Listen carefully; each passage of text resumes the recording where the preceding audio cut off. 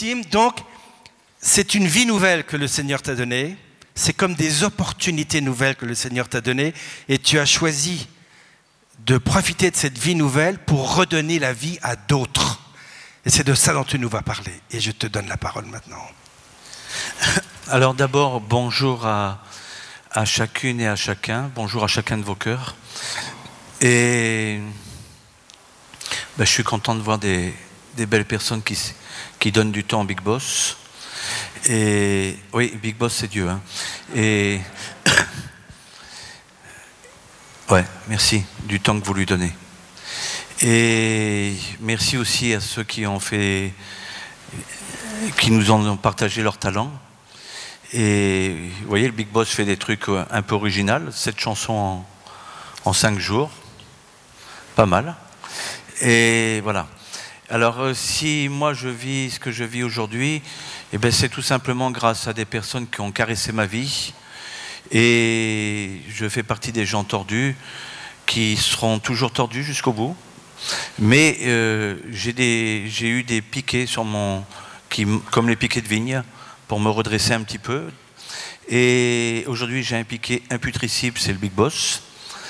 Et ce que je vis, c'est un rêve d'enfant, en fin de compte. Quand je vivais dans les garages à vélo, je me disais plus tard, j'aurai des maisons accordéons si je m'en sors. Et le Big Boss, en fin de compte, n'a pas oublié les rêves que j'avais. Et le grand cadeau aussi, c'est que si je peux accueillir des jeunes et des moins jeunes dans notre maison, et dans la maison d'à côté, puis dans les autres maisons, et ben c'est tout simplement aussi parce que le Big Boss m'a donné une femme qui vient d'un autre milieu que le mien, bonne famille, vieille frange, joli pédigré, la totale. Et vous voyez, si vous avez déjà vu La Belle et le Clochard, ben c'est ma femme et moi. Et ce qui est beau, c'est que moi, je voulais avoir une maison qui ne soit pas que pour moi. Et pour le trop vite que j'avais eu, pour le remplir.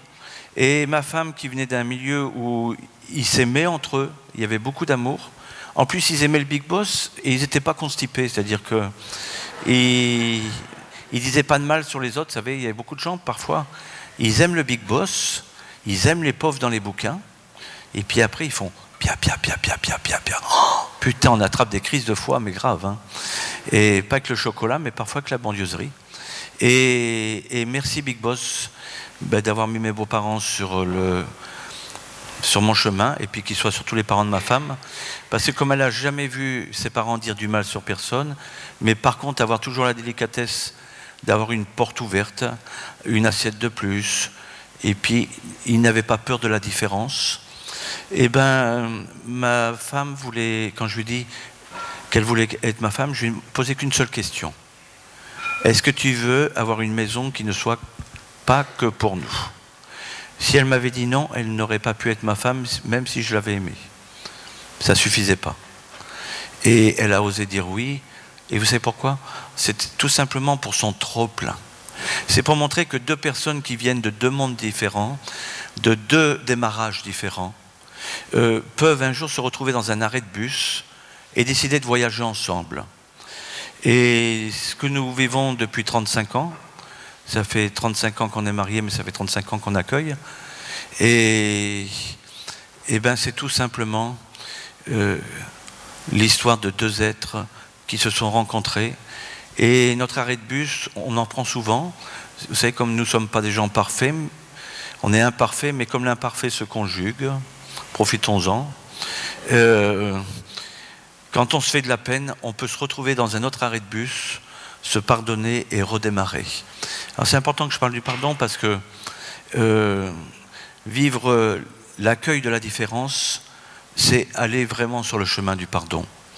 Parce que parfois on peut vouloir faire des choses avec gentillesse, avec cœur, avec tout ce qu'on veut. Vous voyez par exemple le premier qu'on a accueilli, c'était un gars qui était bien coloré et qui était moitié sénégalais, moitié français. Et il passait Noël dans la rue et le père Borde, à l'époque l'ancien recteur de Lourdes, nous a téléphoné en disant il y a un gars qui est dans la rue, est-ce que vous ne voulez pas l'accueillir? Et j'ai dit à ma femme, si, on va l'accueillir. On l'a accueilli et du coup il a passé un Noël en famille Et il est reparti. Et puis un jour, j'ai reçu un coup de téléphone d'un juge et me disant, voilà, j'ai votre frère devant moi. Il a dit que ça serait le seul endroit où il s'en sortirait, c'est chez son frère. Alors je n'ai pas osé dire au juge que je n'avais pas de frère noir. Et alors quand j'ai dit à ma femme, on va accueillir Roger.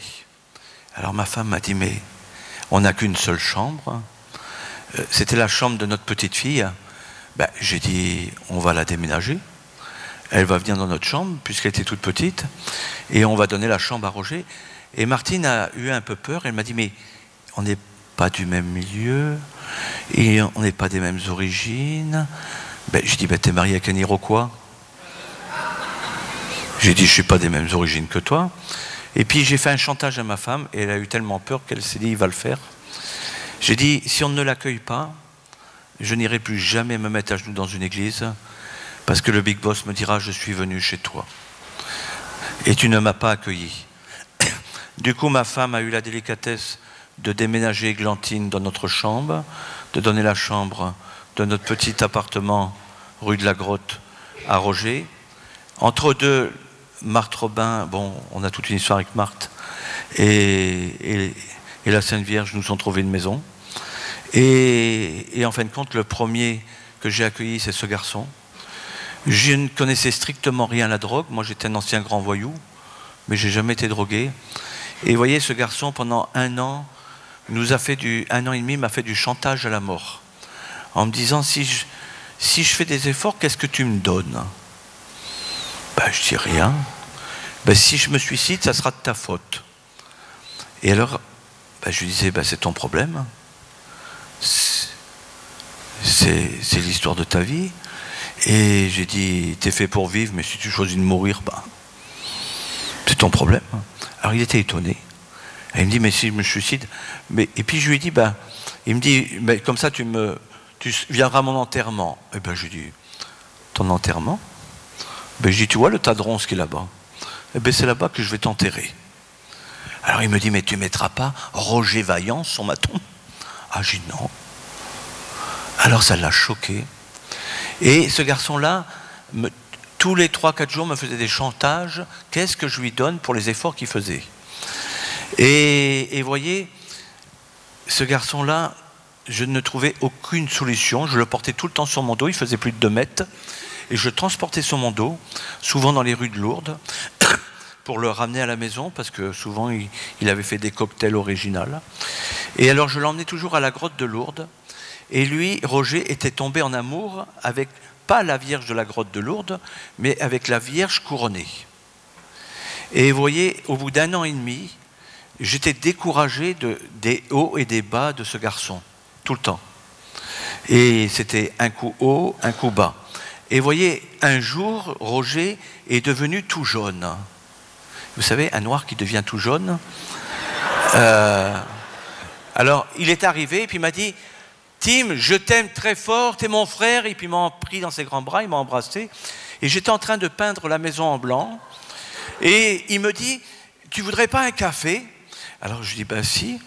Et puis 1 heure après, je me dis, mais le café, il est allé le chercher en Afrique. Et puis je le vois arriver au bout d'1 heure. Et je me suis frotté les yeux. Je me suis dit, mais Roger est jaune. Et il a éclairci. Parce qu'il était vraiment noir. Et alors je me suis dit, à force de peindre du blanc, j'éclaircis même les noirs. Et il est arrivé vers moi. Et j'ai vu que sa bouche était pâteuse. Et alors, j'ai compris. Et ce qui était extraordinaire, je venais de lui faire un compliment 1 heure avant. Et je peux vous dire que ça foutait les boules. On est reparti à la maison pour manger à la maison à Lourdes. Et Roger est parti en mobilette devant moi. Et au premier virage, il est allé tout droit. Et chez nous, c'est la montagne. Et c'était un miracle. Il était tombé dans le ravin. La tête en bas, il rigolait, la mobilette qui tournait toujours. Je l'ai remonté, on est arrivé, il est reparti avec sa mobilette. Il est arrivé à Lourdes, il n'a pas vu qu'il y avait une pancarte. Il est passé à travers la pancarte, mais la pancarte l'a fait tomber de la mobilette. Et quand on est arrivé à la maison, 7 fois, il a dit à une personne qui était là, « Tu t'appelles comment ?» 7 fois. Et il nous a demandé de faire 4 bains.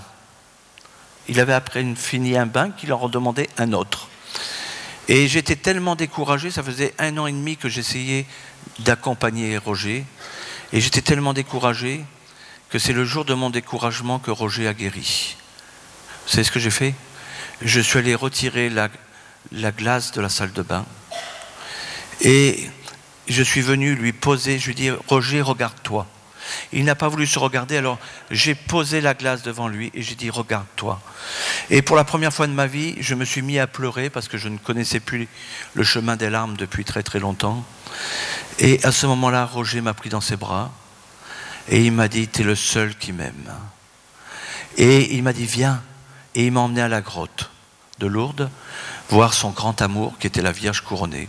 Il engueulait tous les gens qui mettaient des fleurs en leur disant il faut en apporter plus. Et il faisait des scandales à la Vierge couronnée. Mais il avait un amour pour elle. Et quand il est arrivé devant la Vierge couronnée, vous allez trouver que je suis pété, mais c'est pas grave, c'est la vérité. Quand il est arrivé devant la Vierge couronnée, il a retrouvé sa couleur normale. Et Roger, c'était le début de sa guérison.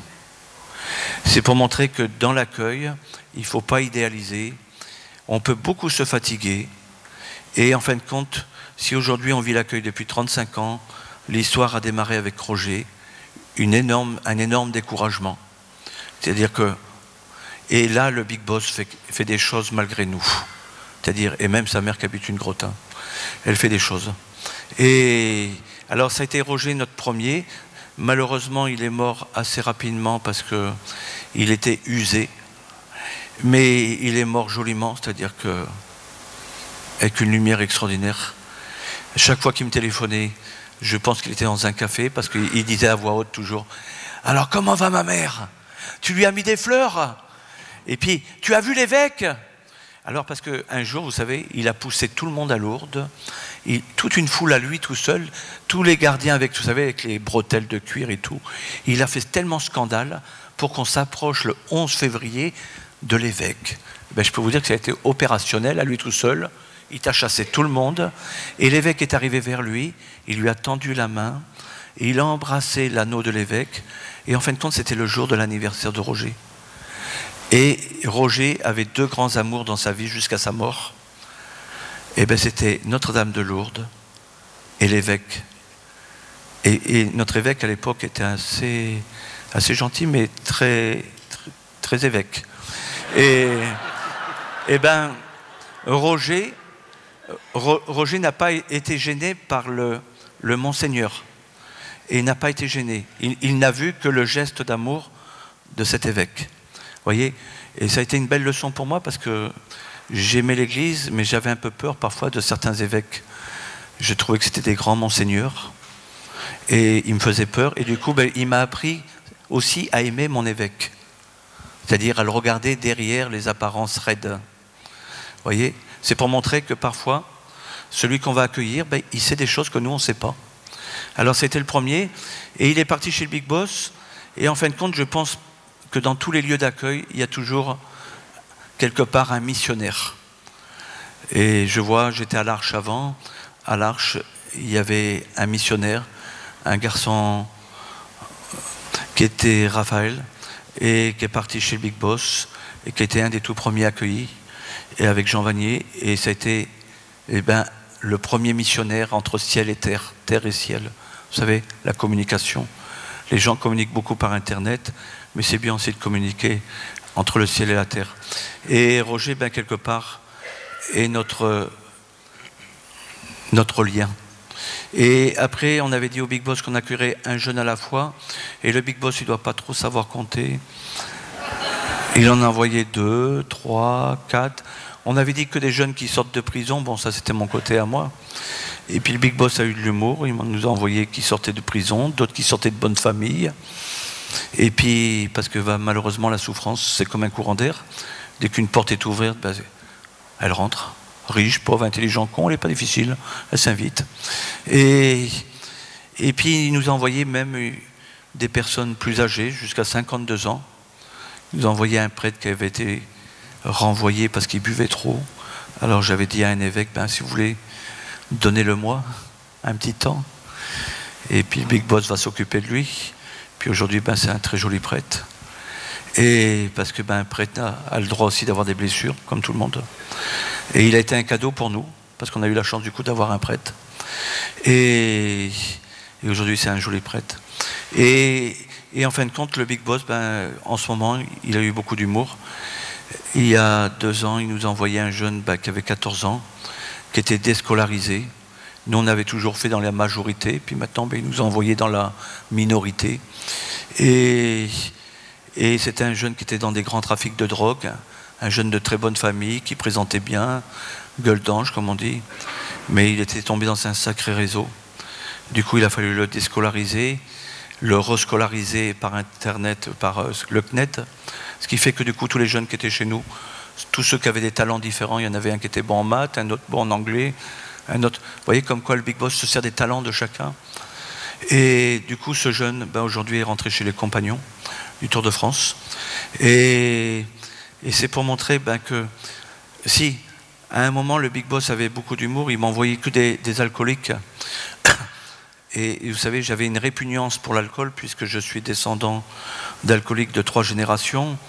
Et mon papa buvait énormément, m'avait envoyé 3 ans à l'hôpital à cause de l'alcool. Et du coup, j'avais une répugnance, j'étais un raciste de l'alcoolique. Moi, j'ai jamais été raciste des couleurs, parce que je suis comme Picasso, j'aime les couleurs. Mais j'étais raciste de l'alcool et de ce qu'on appelle les PD, l'homosexualité, mais bon, c'était lié à mon histoire. Et un très grand racisme. Et le Big Boss a eu beaucoup d'humour. Les premiers qui m'ont envoyé, ce n'étaient que des alcooliques. Et là, c'est pareil. Un jour où je ne savais plus comment faire, j'ai dit à mon papa qui était chez le Big Boss, « Tu n'as jamais rien pu faire pour moi parce que tu n'as pas eu le temps. Eh bien, je vais te demander quelque chose. Comme j'y connais rien dans l'alcool, je ne sais pas comment il faut faire avec Arnaud. Eh bien, si tu m'aimes et que tu n'as pas pu me le dire sur la terre, j'aimerais qu'il se passe quelque chose quand je reviens. Parce que je vais dire à Arnaud de se casser. Parce que j'étais fatigué. Et quand je suis arrivé, Arnaud m'a accueilli et Arnaud tremblait énormément. Alors du coup, j'ai pris Arnaud, que j'ai embrassé sur son front, en disant que j'étais très fier de lui. Et il s'est mis à pleurer. Et il m'a dit, je n'avais jamais arrêté de boire parce que j'avais honte de mes tremblements. Et en fin de compte, ça a été le début de sa guérison. Et vous voyez, c'est pas moi qui ai inventé un truc pareil. C'est le lien entre le ciel et la terre.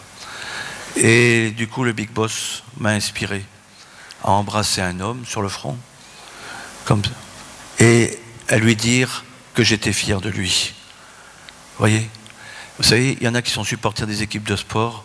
Moi, j'ai décidé d'être le supporter de tous les hommes et les femmes que le Big Boss m'enverrait, qui se sentent fragiles, qui se sentent en mal de vivre et tout. Vous savez, quand je dis aux jeunes que j'accueille, je suis fier de vous, vous savez ce qu'ils font ? La majorité du temps, ils se cassent. Et après, ils reviennent, et souvent, ils viennent me rejoindre quand je dis mon rosaire, souvent. Ils marchent à côté de moi, puis ils me disent, la tête baissée tout le temps. Tim, c'est fort, c'est fort.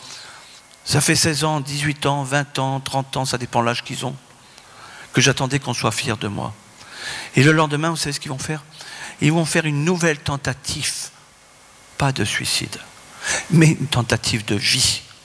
C'est-à-dire qu'ils vont prendre un risque, un grand risque. Ils vont faire un risque pour voir si Tim Guénard va les appeler toujours par leur prénom, mater le beau qu'ils font et leur dire « je suis fier » ou « tu m'as étonné », puis les appeler surtout par leur prénom parce qu'ils sont une personne. Vous savez, le beau, il n'est pas naturel. Heureux celui qui fait du beau naturel, il a de la chance. Et vous savez, vous ne verrez jamais de record sportif sans supporters. Mon rêve, c'est que les êtres humains, ils arrêtent de faire pia pia pia et qu'ils deviennent les supporters de leurs enfants. Puis quand ils sortiront dehors, qu'ils deviennent les supporters du voisin et de la voisine. Et quand ils sortiront, ils traverseront la route, qu'ils deviennent les supporters de la Belgique, de la Pologne, bon, de l'Europe. Bah oui, un jour, on est obligé de rencontrer l'étranger. Et vous avez vu, alors c'est ce qu'on vit tout simplement. On est des supporters, l'équipe ne gagne pas toujours, ça il faut le dire aussi. On peut accompagner des jeunes. Certains vont avoir des métiers, par chance. Ils vont arriver à s'intégrer dans la société. Puis certains, eh ben, on aura cru que c'est le fiasco. Alors c'est pas joli à dire, mais c'est la vérité. Et on aura cru qu'on a fait quelque chose pour rien. Et puis parfois, la personne, il faut qu'elle digère ce qu'elle a vécu. C'est-à-dire qu'il faut qu'elle s'éloigne de chez nous. Et c'est seulement parfois 2 ans, 3 ans plus tard, on reçoit un coup de fil. Et alors là, je peux vous dire qu'on n'est pas à genoux dans une église, mais qu'on est à genoux dans notre cœur face à l'église que l'autre devient. Vous savez? Et alors si un jour vous êtes appelé pas à aider quelqu'un, mais à accompagner quelqu'un, parce que aider, c'est le rendre redevable, l'accompagner, c'est lui laisser le droit de nous faire des surprises. Eh bien, ne soyez pas triste si parfois vous croyez qu'il y a des chutes ou des rechutes. C'est ce que j'ai dit à Arnaud quand il a arrêté de boire. Je lui ai dit, petit frère, peut-être dans une semaine tu te casseras la gueule. Ne t'inquiète pas. Il faut 2 centièmes de seconde pour se casser la gueule. Mais la fois d'après, peut-être tu mettras 3 semaines. Et il faudra encore 2 centièmes de seconde pour se casser la gueule. Et j'ai dit, et peut-être un jour, tes chutes seront de plus en plus loin. Vous voyez, c'est important d'anticiper sur la souffrance. Ce qui fait la valeur d'un être humain, ce n'est pas sa chute, mais c'est chacun de ses efforts cachés à se redresser. Vous savez, c'est ça qui donne de la valeur à un être humain. Et c'est comme ça qu'on a vu des jeunes qui ont des prénoms précis, Arnaud, Tarek, Laurent, plein de gens avec des prénoms, ils sont tous des prénoms. On les a vus nous étonner. Souvent les gens me disent, mais vous faites quoi avec vos jeunes? Alors un jour même, j'étais défendre un jeune à un procès aux assises de Versailles, et l'avocat m'a dit, qu'est-ce que vous allez dire? Je lui ai dit que je lui apprends à se lever à des heures régulières. Mais il m'a dit, mais il ne faut pas dire ça. Et quand j'ai été pour défendre ce jeune, j'ai dit la vérité. Et vous savez ce qui s'est passé? Le juge a voulu que je témoigne en pleine assise. Je peux vous dire que ça c'est fort. Hein. Aux assises, il a voulu que je parle à ceux qui avaient vécu, qui avaient été outragés par les souffrances. Et je peux vous dire que c'était pas n'importe quelle souffrance. Et j'ai retourné tout le jury. Parce que j'ai parlé vraiment avec mon cœur. J'ai dit que Jérôme, ça faisait 2 ans qu'il était avec nous. Et qu'il avait appris à se lever. Avant, il se levait à 1h de l'après-midi. Du coup, il prenait son petit déjeuner quand les autres prenaient leur déjeuner. Et il voyait plus souvent la proximité de la nuit que la proximité de la journée. Et que moi, je lui avais appris à prendre des petits déjeuners en même temps que tout le monde. Parce que le lieu du petit déjeuner, le lieu du déjeuner et le lieu du dîner, c'est un lieu de fête. Parce que c'est un lieu où on met la table, c'est un lieu où on va laver la vaisselle ensemble. Tout le monde est étonné qu'on a des machines à laver, qu'on ne s'en sert pas. Je dis non, je suis le premier à laver la vaisselle pour montrer que c'est un lieu. Alors ça a énervé souvent ma femme. Elle dit, mais il y a la machine. Je dis, oui, mais si on met dans la machine, les gens ne se parlent plus. Et il y en a un qui prend le balai, il balaye et tout. Et vous savez, c'est des choses très ordinaires. Oui, c'est très ordinaire, mais vous savez pourquoi? C'est tout simplement que je leur apprends des choses, que si un jour ils tombent en amour avec une femme, qu'ils soient capables, parce que je leur dis, l'amour, c'est fait pour être à la hausse et c'est pas fait pour être à la baisse. Si ta femme, elle est fatiguée et que tu la laisses se fatiguer, ta sensualité, ta sexualité sera à la baisse. Si tu veux qu'elle soit à la hausse, il faut que tu la surprennes dans les choses qui la fatiguent. Alors je leur apprends à nettoyer la cuisine, à la ranger, et ceci. Non mais c'est des conneries, voilà. Tim, avant de nous quitter ici, est-ce que tu veux nous dire quelques mots d'encouragement et de vision sur comment tu vois les cadeaux du Seigneur pour toi et comment tu vois ta route avec le Seigneur, en quelques mots? Alors, les cadeaux du Seigneur, c'est très simple pour moi, c'est partout où je vais, je vois des belles personnes. Je fais partie des gens qui sont invités dans le monde entier, puisque là, j'étais en Pologne, juste avant j'étais en Argentine, au Brésil. Bon, Là, je pars bientôt au Mexique et je suis invité dans le monde entier et je suis témoin qu'il y a des belles personnes partout et que je vois des belles œuvres se lever partout. Et je suis surtout témoin d'une jeunesse qui est très belle dans le monde entier. La jeunesse est très belle. Malheureusement, le monde actuel est en train de faire peur à la jeunesse. Alors je demande pardon à la jeunesse partout où je vais. Et je leur dis, n'ayez pas peur, pétez grand, en amitié, en amour, dans le travail. Je dis, le travail, c'est comme une équipe de sport. Il faut trouver sa position. Vous voyez, l'équipe d'Allemagne n'aura pas le ballon d'or parce qu'ils n'ont pas de joueurs personnels. Ils ont une équipe collective. Ben moi, je me dis, ils sont cons, ils devraient la donner à toute l'équipe. Et ben oui, ça veut dire que chacun a joué à sa place, et du coup, ils sont devenus champions. Et ben nous, je dis à la jeunesse de ne pas avoir peur de l'avenir et de faire des jolies familles, parce que je dis ce qui fera fleurir notre 3e millénaire, ce n'est pas seulement l'argent et la politique, c'est les familles qui s'aiment, s'aiment. Les familles qui s'aiment, s'aiment. Et je dis que quand quelqu'un est aimé, il est attendu. Quelqu'un qui n'est pas aimé se fait entendre. Voyez, et du coup, je dis à la jeunesse de ne pas avoir peur du monde. Vous voyez, cette pièce, quand elle sera dégueulasse, on ne va pas la démolir, on va la repeindre. Et bien, le monde du 3e millénaire, c'est-à-dire le monde d'aujourd'hui, n'a pas besoin d'être démoli, il a besoin d'être repeint. Et nous, ce que je finis là-dessus, c'est important de le dire, nous, les plus âgés, nous avons la grande mission de devenir les supporters de la jeunesse.